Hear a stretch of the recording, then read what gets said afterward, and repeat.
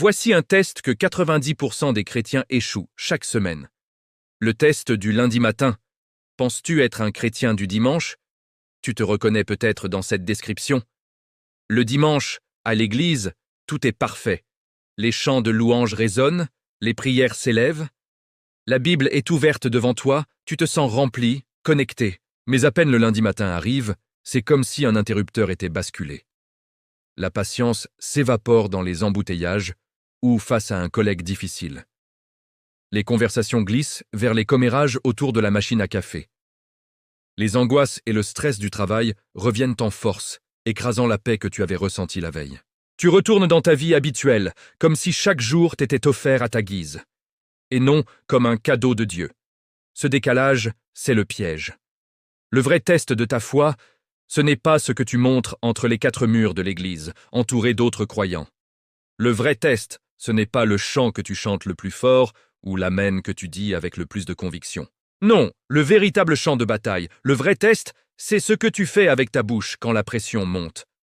C'est ce que tu laisses grandir dans tes pensées quand personne ne regarde. C'est comment tu traites les autres le lundi, le mardi, le reste de la semaine, quand le souvenir du culte s'estompe. C'est ça, la foi en action. Ce n'est pas un spectacle du dimanche, mais une réalité de tous les jours. Alors, quelle est la solution? Comment briser ce cycle? Il faut comprendre que le Christ n'est pas une simple routine de week-end.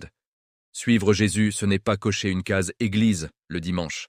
Ce n'est pas une religion faite de règles et de rituels à observer une fois par semaine. C'est bien plus profond.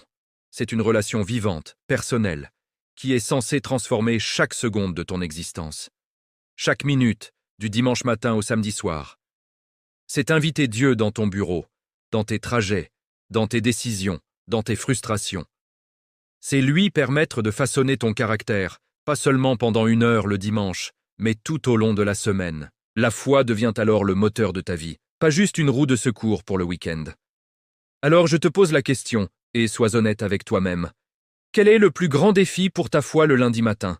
Est-ce la patience, la colère, le jugement, l'anxiété? Partage-le en commentaire. Ta vulnérabilité peut en aider d'autres qui vivent la même chose. Ça nous aidera tous à grandir ensemble. Et si tu veux plus de vérité brute, mais bienveillante pour ta vie de tous les jours, abonne-toi au Carnet de l'Essentiel. On est là pour avancer ensemble, pas seulement le dimanche.